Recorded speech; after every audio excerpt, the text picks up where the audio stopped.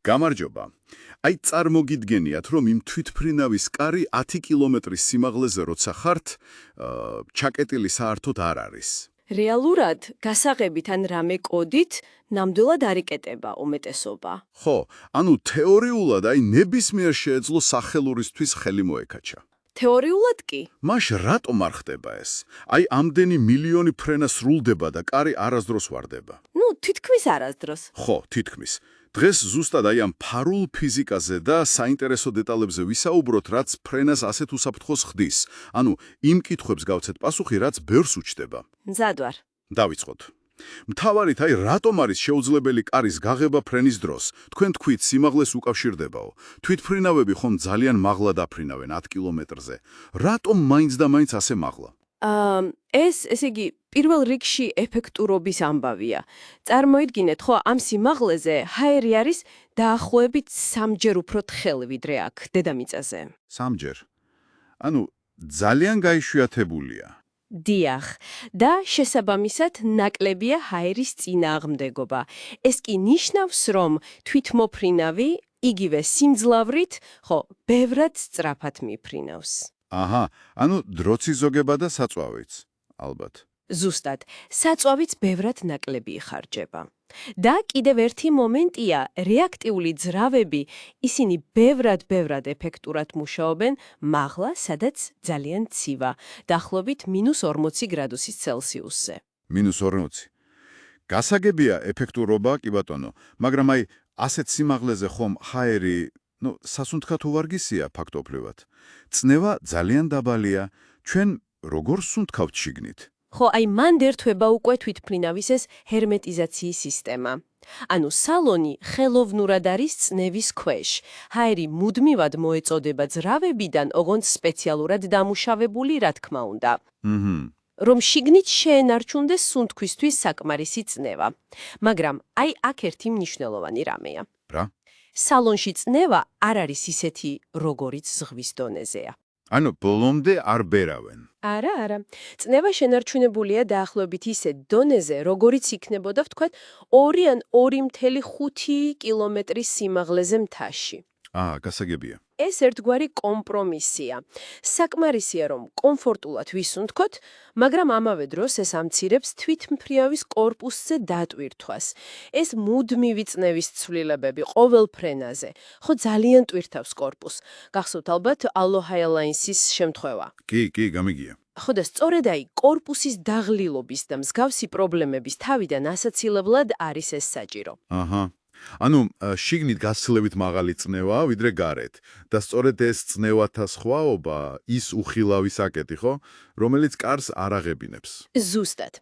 აი წარმოიდგინეთ, რომ კარი არის უხეშად რომ თქვათ, დიდი საცობივით. საცობივით. ხო, ის შიგნიდან ოდნავ უფრო ფართოა ვიდრე ჩარჩო და შიდა მაღალი წნევა მას გარეთ უბიზგებს. აწვება ჭარჩოს ისე მჭიდროდ, რომ მის გასაღებად დაგჭირდებოდა წარმოუდგენელი ძალა. დაახლოებით 9 ტონა რომ აწიოთ. აი ეგეთი ძალაა. 9 ტონა? დიახ.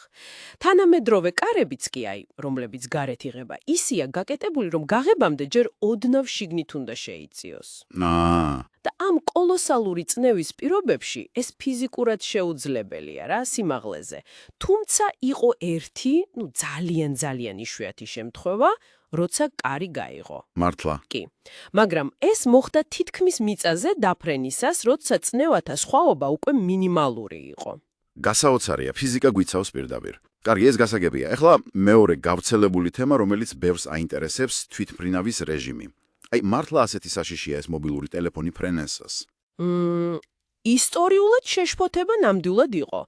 თავიდან FM რადიოებზე ფიქრობდნენ მერე მობილურებზე, რომ აი სიგნალებს შეეძლო სანავიგაციო სისტემებისთვის ხელი შეეშალა. ანუ ჩარევა გამოეწვია. დიახ, ჩარევა.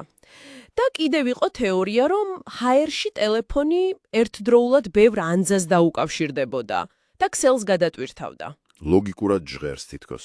კი, მაგრამ რეალურად თვითმფრინავის ეს ლითონის კორპუსი, ხო? ის ფაქტობრივად ფარადეის გალიასავითა. ანუ სიგნალებს ბლოკავს. სიგნალების უმეტესობას, კი. და დღემდე არ არსებობს არც ერთი დადასტურებული ფაქტი შემთხვევა, რომ მობილურ ტელეფონს ავიაკატასტროფა გამოეწვიოს. მაშ თუ რისკი ასეთი მცირეა და ევროკავშირიც კი როგორც ვიცი აღარ ითხოვს სავალდებულოდ ამ რეჟიმს. აღარ ითხოვს, დიახ. მაშინ რატომ რჩება ეს წესი ავიაკომპანიების უმეტესობაში? რა ხდება? უბრალოდ სიფრთხილეა. ძირითადად კი ეს სიფრთხილის ზომაა. ზოგიერთი პილოტი ამბობს, რომ აი როცა ბევრი ტელეფონია ჩართული, მათ კურსასმენებში შეიძლება მცირე ხმაური რაღაც შიშინი ისმოდეს. აჰა. თუმცა ეს რამე კრიტიკულ საფრთხეს არ ქმნის, რა თქმა უნდა. მაგრამ ავიაციაში ხომ იცით, უსაფრთხოება ყოველთვის ნომერ პირველია. ამიტომ ურჩევნიათ თავი დაიზღვიონ. გასაგებია, ზედმეტი სიფრთხილე არასდროსაა ზედმეტი, მით უმეტეს მანდ. და ბოლოს, აი ის საკითხიც, რაც ბევრს აინტერესებს, საჭმელი. რატომ არის თვითმფრინავის საკვები ხშირად უგემორო ან რაღაცნაირი, განსხვავებული? ამას ორი მთავარი მიზეზი აქვს. ისევ ის დაბალა წნევა, რაზეც ვისაუბრეთ, და რაც მთავარია ძალიან შრალი ჰაერი სალონში. რამდენად შრალი? აი წარმოგიდგენიათ, სალონში ტენიანობა ზოგჯერ 5%-მდე ეცემა. 5%-მდე, საჰარაშიც კი მეტია მგონი. ზუსტად, საჰარაში საშუალოდ 25%-ია.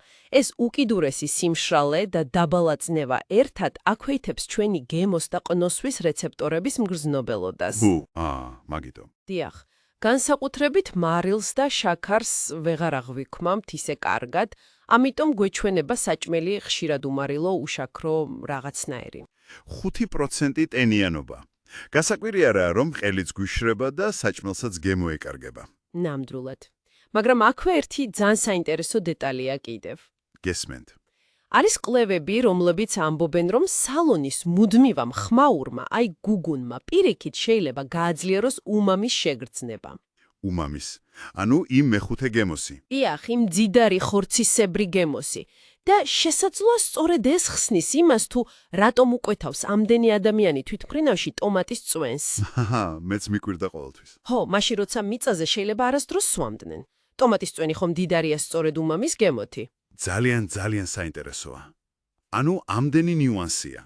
მიუხედავად ამ ყველაფრისა, ჩაუკეტავი კარები, მითები ტელეფონებზე, ეს გემოს ცვლილებები ფაქტი მაინც ფაქტად რჩება, რომ ფრენა სტატისტიკურად ყველაზე უსაფრთხო ტრანსპორტია. დიახ, ნამდვილად. და აი ამის მთავარი მიზეზი ის არის, რომ ავიაცია მუდმივად სწავლობს და ვითარდება. ყოველი თუნდაც მცირე ინციდენტი ძალიან ზედმიწევნით განიხელება. ხო. უამრავი სპეციალისტი იკვლევს მიზეზებს და ეს ცოდნა ყოველ შემდეგ ფრენას კიდევ თუნდაც ერთი ნაბიჯით, მაგრამ უფრო უსაფრთხოს ხდის. ცოდნა, რა თქმა უნდა, ამცირებს შიშს. ასეა. ასე რომ შემდეგ ჯერზე როცა ღრუბლებს ზემოთ აღმოჩნდებით, უბრალოდ დაფიქრდით ამ ფარულ ფიზიკაზე, ფიზიოლოგიაზე, რაც თქვენს მგზავრობას უზრუნველყოფს. ვინ იცის, კიდევ რამდენი ასეთი უხილავი მექანიზმი მუშაობს ჩვენ გარშემო ყოველ დღე, რასაც უბრალოდ ვერ ვამჩნევთ. იმედია, ეს საუბარი საინტერესო იყო თქვენთვის. თუ მოგეწონათ, კარგი იქნება თუ მოიწონებთ ამ ვიდეოს და გამოიწერთ არხს. დიახ, ეს დაგვეხმარება, რომ მსგავსი საინტერესო თემები კიდევ უფრო მეტ ადამიანს გაუზიაროთ. მადლობა. მადლობა თქვენ.